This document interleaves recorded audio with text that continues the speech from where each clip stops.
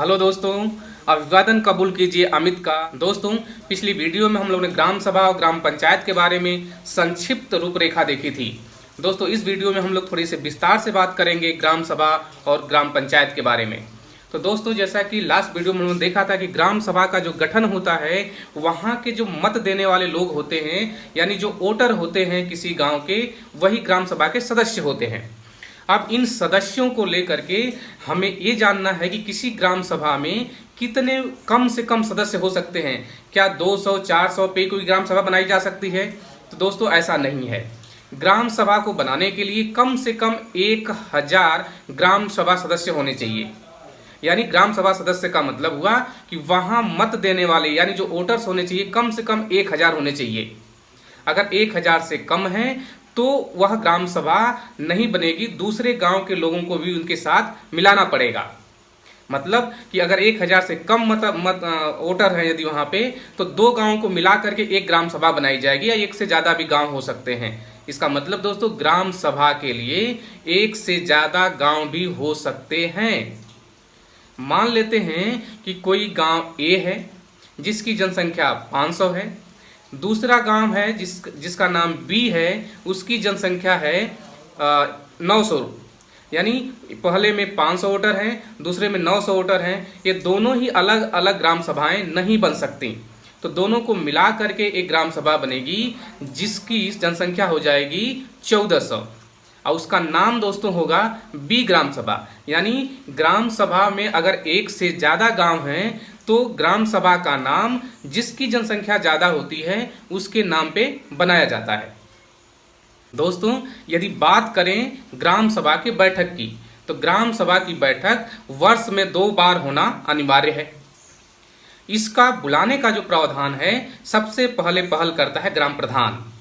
और ग्राम प्रधान बैठक बुलाने से पहले पूरे ग्राम सभा को यानी ग्राम सभा के सभी सदस्यों को सूचित करता है कि किस स्थान पे और किस दिन यानी किस डेट में और किन मुद्दों पे बात होनी है। इसकी जानकारी हमें डुगडुगी बजा करके और साथ ही साथ सार्वजनिक स्थानों पे नोटिस चिपका करके बताई जाती है कि मीटिंग कहाँ पे होनी है, किन मुद्दों पे होनी है और किस समय पे होनी है। अगर मान लीजिए कि ग्राम प्रधान यह ग्राम सभा की बैठक नहीं बुलाता है, तो फिर कौन लोग मिलकर के इस ग्राम सभा की बैठक को बुला सकते हैं? अगर पूरे ग्राम सभा के सदस्य मिल करके अगर 1/5 भाग मिल करके लिखित में अगर ग्राम प्रधान को दें कि ग्राम सभा की बैठक बुलाई जाए, तो ग्राम प्रधान का दायित्व तो है कि 30 दिन के अंदर ग्राम सभा की बैठक की जाए। अगर मान लीजिए कि ग्राम प्रधान इसके बाद भी बैठक नहीं बुलाता है, तो यही सूचना जो है आपको वहां पे जिला पंचायत राज अधिकारी के पास देना होता है, और जिला पंचायत राज अधिकारी 60 दिनों के अंदर ग्राम सभा की बैठक बुलाएगा। दोस्तों, बात कर लेते हैं ग्राम सभा के बैठक में जो कोरम पूरा करना होता है। कोरम का मतलब दोस्तों ये होता है कि किन परिस्थितियों में यानी कितने लोग अगर आएंगे तो ग्राम सभा में जो प्रस्ताव पारित होगा वो मान्य होगा, संवैधानिक होगा। इसी को बोला जाता है कोरम। तो दोस्तों, पूरे ग्राम सभा की जो बैठक बुलाई जाती है, अगर ग्राम सभा के पूरे 1/5 भाग लोग अगर उपस्थित रहते हैं वहां पे, तो ये कहा जाता है कि इस बैठक में जो भी प्रस्ताव पारित होगा उसे जो है मूर्त रूप कार्य रूप ग्राम पंचायत देगी। दोस्तों, ग्राम सभा की बैठक बुलाने के बाद, कोरम पूरा करने के बाद दोस्तों शुरू होती है कि वहां की जो बैठक है उसकी अध्यक्षता कौन करेगा। जबकि आपको पता है कि कोई भी मीटिंग होगी तो कोई ना कोई व्यक्ति होता है जो उसकी अध्यक्षता करता है। तो इसकी अध्यक्षता करने के लिए दोस्तों ग्राम प्रधान सबसे पहले चुना जाता है कि सबसे पहले हमारा यहाँ प्रावधान कि ग्राम प्रधान ही उस सभा का जो है अध्यक्षता करेंगे। अगर मान लीजिए किसी कारण से ग्राम प्रधान उपस्थित नहीं है, तो वह किसी न किसी अपने ग्राम पंचायत सदस्य को मनोनीत करके जाएंगे कि आज की अध्यक्षता ये करेंगे। अगर मान लीजिए दोस्तों कि ग्राम प्रधान साहब नहीं हैं और किसी को मनोनीत भी नहीं किया है, तो वहाँ पे सहायक विकास अधिकारी जो होता है वह जो है किसी ग्राम पंचायत सदस्य को मनोनीत कर सकता है कि आज का जो मीटिंग होगी उसकी अध्यक्षता फला व्यक्ति करेगा।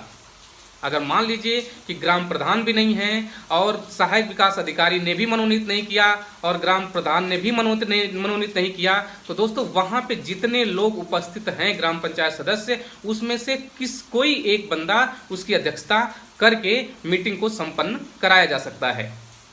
दोस्तों अब बात कर लेते हैं ग्राम सभा की जो मीटिंग स्टार्ट होने जा रही, शुरू होने जा रही है, वो शुरू करने से पहले जो है वहाँ के जो सचिव होते हैं उनको पिछली मीटिंग का ब्यौरा देना होता है कि जो पिछली मीटिंग हुई थी उसमें किन प्रस्तावों पे सहमति बनी थी और वो प्रस्ताव कितना कार्यान्वित रूप में ग्राम पंचायत ने किया है। अगर ग्राम पंचायत नहीं कर पाई है उन कार्यों को तो क्यों नहीं कर पाई है, उसका कारण विस्तृत में ग्राम सभा को बताना होता है कार्रवाई शुरू होने से पहले। ये जब कार्रवाई करने से पहले ये प्रक्रिया पूरी कर ली जाती है तब कार्रवाई दोस्तों शुरू होती है। और उस दिन की कार्रवाई जो शुरू होती है, जो प्रस्ताव पारित होता है, जितने में मिनट्स हैं, यानी जो भी कार्रवाई होती है उसकी 3 प्रतियां बनती हैं।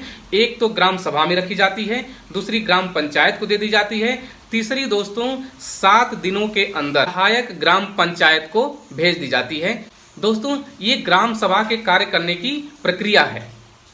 ग्राम सभा में कैसे बैठक बुलाई जाती है, उसकी कैसे संचालन होता है, इसके बारे में हम लोगों ने आज जाना।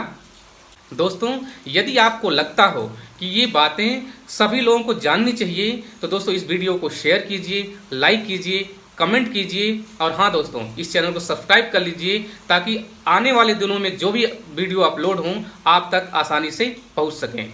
आज के लिए दोस्तों इतना ही। अगली वीडियो में फिर मिलते हैं एक नए टॉपिक के साथ। तब तक के लिए दोस्तों धन्यवाद।